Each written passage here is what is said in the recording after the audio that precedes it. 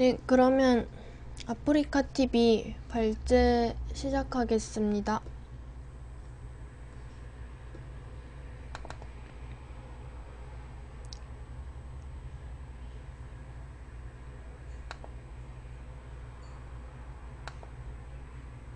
네, 제가 설정한 거는 언어 영역에서 추론 문제인데요. 추론 문제와 같은 경우에는 어, 뭐 다음 글로 미루어 알 수 있는 것은, 다음 글을 통해 추리할 수 있는 것은, 다음 글을 통해 추정할 수 있는 것은 이렇게 제시되는 경우가 많죠. 우선 출제 의도를 파악해보면 출제 의도는 글의 근거를 바탕으로 글에 나와있지 않은 정보를 추리할 수 있는 능력을 평가하는 거래요. 근데 생각해보면 원래 언어란 것 자체가 글에서 주제와 정보를 명확하게 개념화해내서 선지에 적용하는 문제잖아요.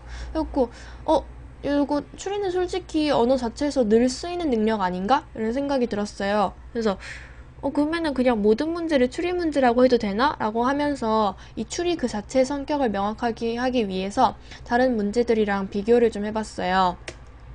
그래서 우선 내용 일치와 같은 경우에는 되게 단순한 사실이고 되게 단순한 인과관계예요. 그리고 근거가 글에 명확하게 제시된 경우가 되게 많죠.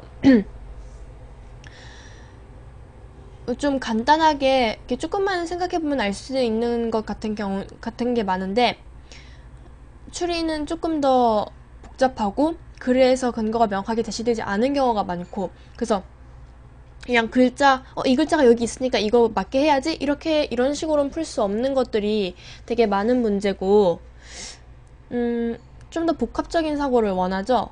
그럼 적용 문제랑은 또 뭐가 다른가? 적용 문제와 같은 경우에는 과학기술과 같이 되게 확실하게 밝혀진 법칙을 적용하는 거예요. 이거라고 판명되었다. 이미 단정적으로 제시된 것. 근데 추리 같은 경우에는 이것을 바탕으로 이렇게 추정한다. 이렇게 하는 경우가 많고, 그리고 뭐뭐일 것이다. 이렇게 하면서 약간 좀 가능성을 열어두죠. 그리고 그래프와 같이 보다 복잡한 상황을 제시하고, 그래서 뭐 종속변이라든지 독립변이라든지 이게 되게 명확하게 제시되면서 좀 더 분명하게 분별해야 되는 문제, 그리고 복잡하고도 구체적인 상황, 뭐 실제적인 상황이 등장하기도 하고, 그래서 조금 더 약간 좀 분명하게 단정적으로 그렇게 적용하는 편이죠. 근데 추리만의 특징은 글 자체가 이미 추리 지문인 경우가 많아요. 추리 지문인 경우가 있어요. 그래서 예를 들면 공룡 발자국 문제가 대표적으로 그런 문제인데, 무엇을 바탕으로 뭐뭐라고 추정한다 글 자체가 그래요.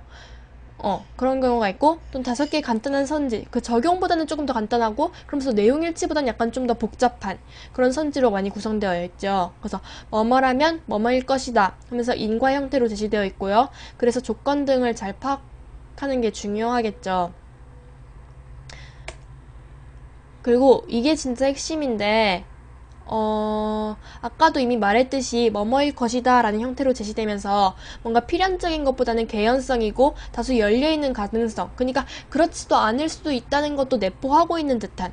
그래서 적용 문제 같은 경우에는 뭐뭇이다 하면은 뭐뭇이 아니다 라고 바로 상상을 하면 돼요.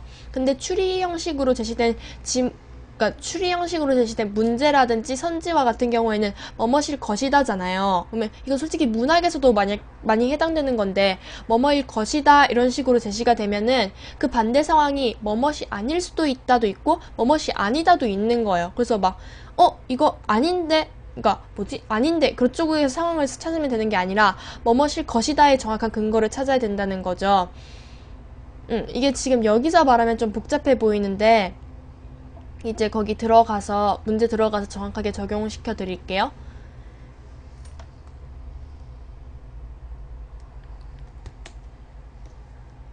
어, 이거는 이제 2009년 수능 문제인데요. 이거 잠시 지문 좀 스캔 좀 할게요.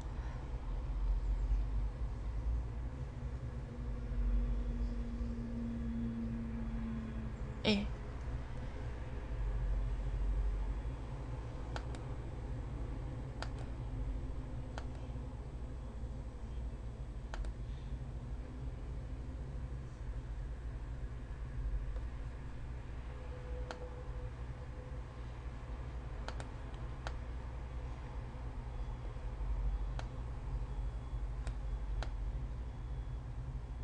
우선 이거 보면 문제가 이 글을 읽고 보기로부터 추론한 내용으로 적절하지 않은 것은이에요. 근데 이거 글 전체가 이미 이 화석이 이런 특징을 띌 때는 이렇게 추정하기로 한다 라고 해서 글 자체가 이미 추정글이거든요. 그래서 이게 비록 문제 자체로 보면은 추리 형식 같지만 내용으로 보면은 거의 상황에 적용하는 문제예요.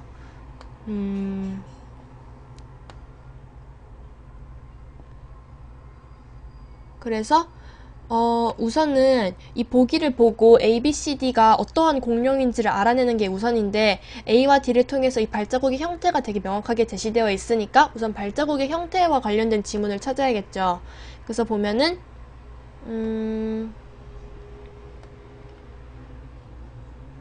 여기 그냥 읽어드릴게요.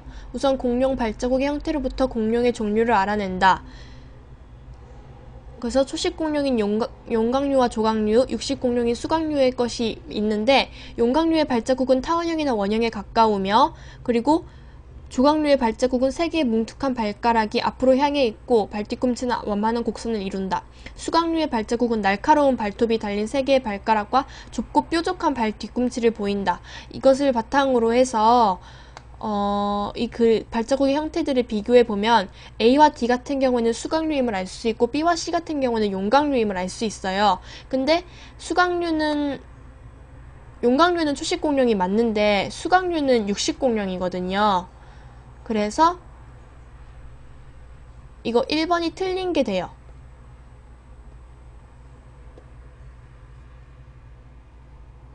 예. 그래서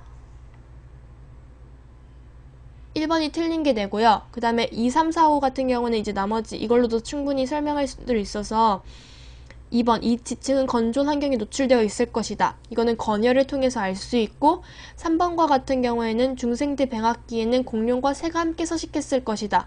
이거는 새의 발자국을 통해서 알 수 있을 거고요. 4번과 같은 경우에는 여기 발자국 길이를 통해서 알 수 있는데요. 여기 나중에 또 여기 지문을 보면은 H는 4FL 해갖고 발자국 길이 곱하기 4를 해주면은 이 H가 나오거든요. 근데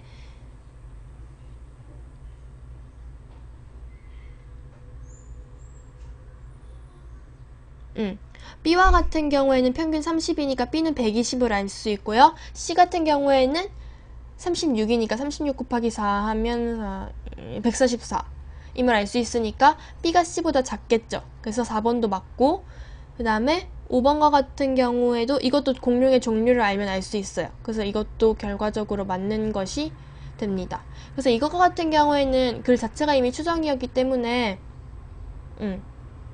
내용은 적용과 비슷해서 쉽게 해결할 수 있었던 문제였던 것 같아요. 쉽게 해결할 수 있는 문제, 적용과 비슷하게 생각하면 쉽게 해결할 수 있었던 것 같네요. 그리고 명확히 해야 될 것은 글에서 명확히 개념화를 해내고 그걸 보기에서 정확하게 개념을 한 뒤에 선지로 넘어가야 된다는 거. 그 다음에 이거는 2010년도 6월 모의평가 문제인데요. 라를 통해 추론한 당시 사람들의 반응으로 적절하지 않은 것은? 그러면 우선 라를 확인해야겠죠.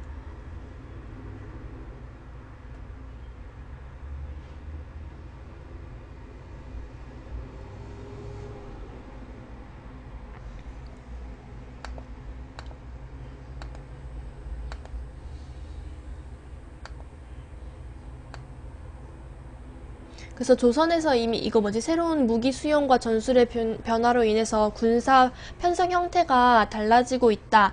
이런 문제인데 이것이 단지 군사의 형태뿐만이 아니라 정치적, 경제적 변화까지도 일으켰다는 거예요.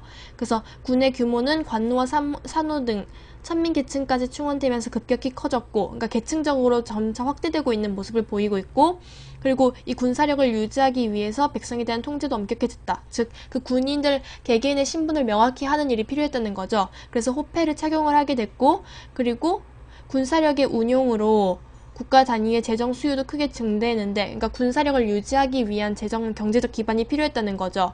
이를 위해서 대동법이라는 새로운 제도가 시행되었으며, 그리고 이것을 통해서 정권의 집중화가 시도되었대요. 그래서 지방에서 자율적으로 운영하던 재정의 상당 부분이 조정으로 귀속되었다. 그래서 정권의 중앙 집중화가 진행되면서, 즉 정치 자체 변화가 일어나면서 경제적 그런 요인들도 상당 부분 중앙 쪽으로 집중되는 형태를 보였다. 이런 것을 대충 확인할 수가 있고,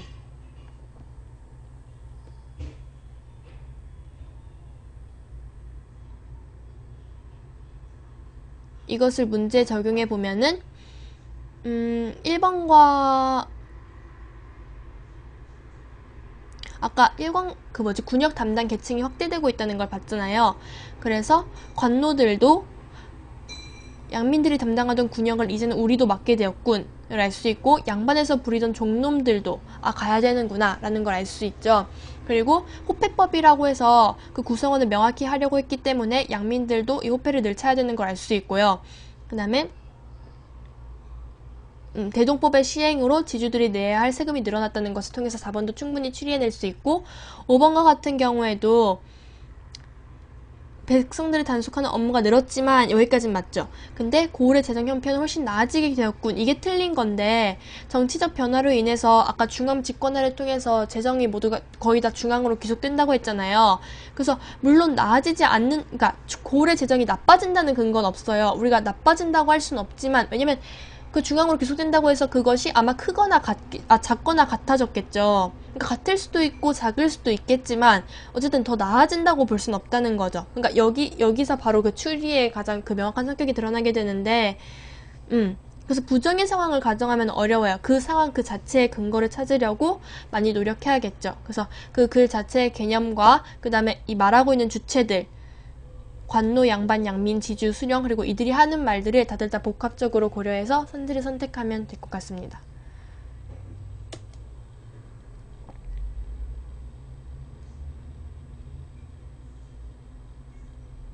그 다음에 이거는 이제 2011년 수능 문제인데요.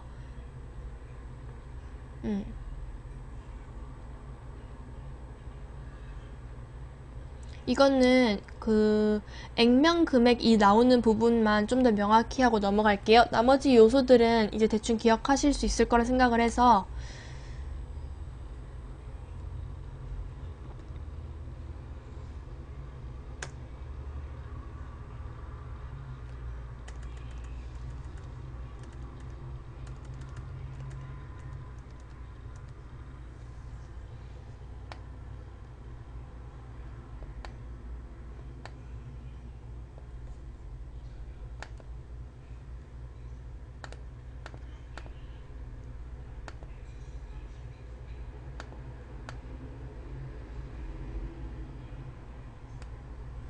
여기 부분이 핵심인데요. 채권 투자자는 정기적으로 받게 될 이자액과 액면 금액을 각각 현재 시점에서 평가한 값들의 합계인 채권의 현재 가치에서 채권의 매입 가격을 뺀 순수익의 크기를 따진다 라고 했어요. 그러니까 액면 금액과 앞으로 받게 될 이자액을 현재 시점에서 환산을 하는 거죠.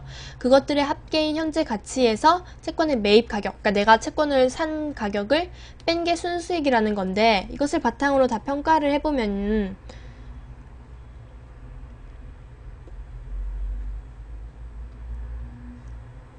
우선 2번이 조금 더 명확하니까 2번부터 설명을 하면은, 채권의 순수익은 정기적으로 지급될 이자액과 액면 금액을 현재 가치로 환산을 한 다음에 그 다음에 또 그 산 가격을 빼줘야 되죠. 그러니까 구성 요소들이 명확하지 않아요. 빠진 게 너무 많아서 2번은 안 되는 거고, 1번과 같은 경우에는 채권이 발행될 때 정해지는 액면 금액은 채권의 현재 가치에서 이자액을 뺀 것이다.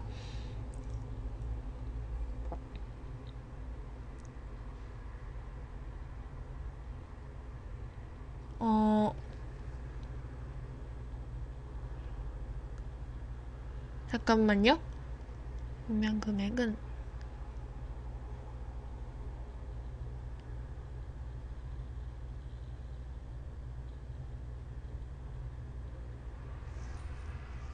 잠깐만, 지금 잠깐 풀이를 잘못 쓴 것 같네요. 채권의 현재 가치에서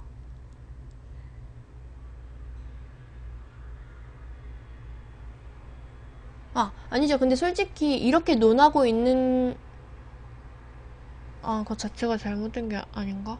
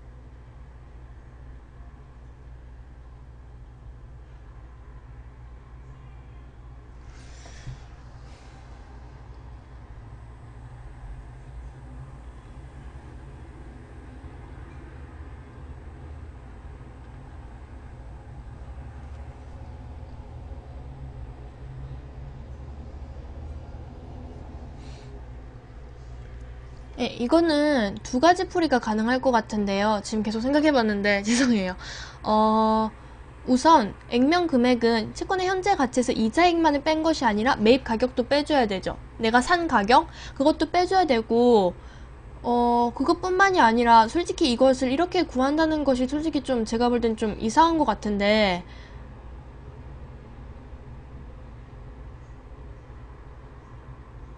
아닌데요? 전 이거 처음에 상황에 그 선우의 문제라고 생각을 했는데, 그게 아니라 이것도 요소를 명확히 하지 않은 거니까, 그렇게 보는 게 더 맞을 것 같습니다.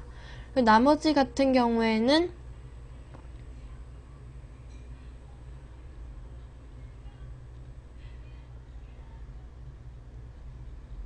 다른 지급 조건이 같다면 채권의 액면 이자율이 높을수록 채권 가격은 상승하는 거고 지급 불능 위험이 커진 채권을 매입하려는 투자자는 높은 순수익을 기대한다. 4번이 맞고요. 그리고 일반적으로 지급 불능 위험이 낮으면 상대적으로 액면 이자율이 낮다. 그러니까 이것 같은 경우에는 1번과 2번에서 그 구성 요소를 명확히 했고 3, 4, 5번에서와 같은 경우에는 인과관계라든지 그 조건만 명확히 파악을 했더라면 쉽게 풀 수 있는 문제였죠. 그래서 형식은 비록 추론이지만 내용은 상황이 비교적 간단해서 약간 솔직히 좀 일치에 가깝지 않나 이런 느낌이 드는 그래서 여기서도 솔직히 추리 그 자체의 성격을 파악할 수 있는 건 조금 드문 것 같네요.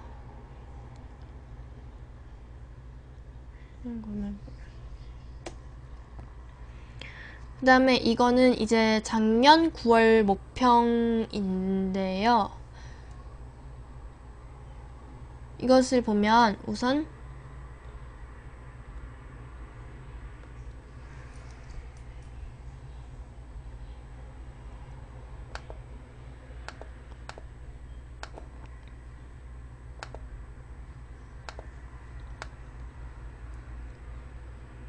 그러니까 이거의 전체적인 주제가 뭐냐 하면은 우선 한계 비용으로 일치한 지점에서 생산하는 것이 가장 효율적이라는 거예요. 그거는 진짜 명확해요.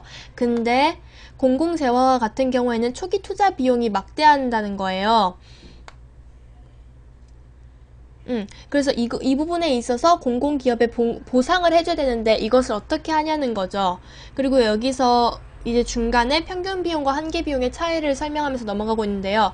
평균 비용과 같은 경우에는 이제 전체 드는 비용을 그 전체 개수로 나눈 거예요. 맞나?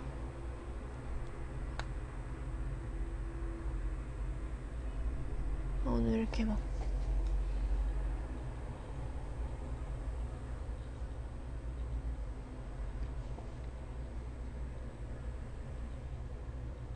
근데 한개 비용과 같은 경우는 진짜 그 딱 한 개당 그 비용을 생각을 하는 거거든요. 그래서 평균 비용은 이거 뭐지?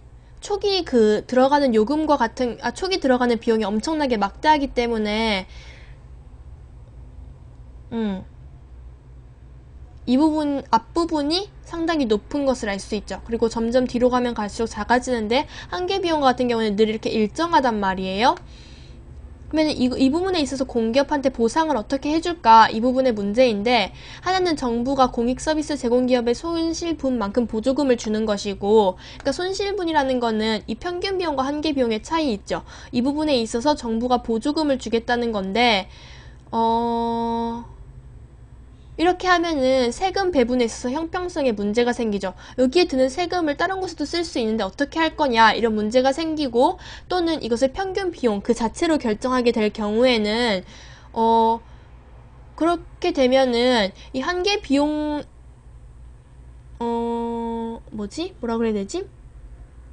평균 비용으로 정해지게 되면은 우선 그 기업체에서 평균 비용을 더 이상 줄이려는 노력을 하지 않겠죠. 그리고 한계 비용보다 돈을 이미 많이 받고 있다 보니까 자원의 낭비가 생길 것이다 라는 것을 이미 이렇게 추리해 볼 수 있고 그러니까 여기서는 그러니까 평균 한계 비용보다 더 많이 받고 있음으로 인해서 사회적으로 봤을 땐 그 개인별 기업으로 봤을 때는 효율성이 충족된다고 할 수 있지만 사회적 효율성은 충족되지 않는다라는 것을 알 수 있어요.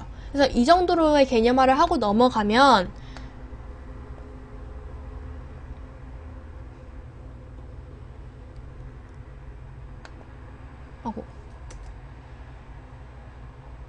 1번과 같은 경우는 자원이 효율적으로 배분될 때 사회 전체 만족도가 극대화된다. 이거는 그냥 주제고요. 그래서 당연히 맞고, 가격이 한 개 비용보다 높은 경우에는 한 개 비용과 같은 경우에 비해 결국 그 재화의 생산량이 줄어든다. 이것도 이거는 솔직히 아까 그 그래프를 보면 조금 더 빨리 해석할 수 있어요. 이거는 약간 좀 솔직히 경제에서 수요 법칙을 알고 있으면 조금 더 쉽게 해결될 수 있는 문제이기도 한데, 여기 보면 가격이 한 개 비용보다 높을 경우에는 생산량이 줄어들고 있는 모습을 볼 수 있죠. 예, 그것을 통해 알 수 있고요. 그 다음에 3번 공익 서비스와 일반 재화의 생산 과정에서 자원을 효율적으로 배분하기 위한 조건은 서로 같다. 한 개 비용에서 생산을 하면 되는 거니까 이것도 그 공익 서비스와 일반 재화의 생산 과정에서 차이가 나는 거는 그 초기 투자 비용이 막대하기 때문에 그 개별 기업한테 어떻게 보상을 해줄까 이 부분에 있어서 차이가 나는 거지, 효율적으로 배분하기 위한 그 조건에서 차이가 나는 건 아니에요. 그러니까 그 개별 기업에서의 보상의 문제지 생산의 문제가 아니다라는 것을 알아내면 쉽게 해결할 수 있을 것 같아요. 그 다음에 4번과 같은 경우에는 한 개 비용 수준으로 유지하려면은 아까 그 부분 평균 비용과 한 개 비용의 차이가 나는 부분은 보상을 해줘야 된다고 했죠. 그래서 4번도 맞고요. 5번은 평균 비용이 한 개 비용보다 큰 경우 공공요금을 평균 비용 수준에서 결정하면 자원의 낭비를 방지할 수 있는 게 아니라 자원의 낭비가 오히려 되는 거죠. 이거는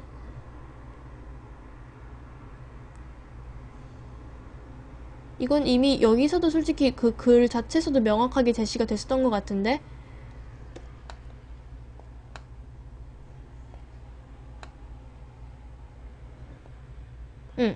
여기 보면은 이미 그렇게 나와 있죠. 이거는 글 자체에서도 이미 명확히 제시되어 있을 뿐만이 아니라 제시되어 있고요. 그 다음에 아까도 설명했듯이 만약에 이것을 평균 비용으로 설정을 하게 되면은 기업 자체에서도 더 이상 자원을 더 이상 줄이려는 노력을 하지 않고 한 개 비용으로 설정했을 때 가장 효율적인 배분이 되는데 그보다 더 높은 금액을 지급해주고 있기 때문에 효율적 배분에 문제가 생긴다는 것을 알 수 있습니다.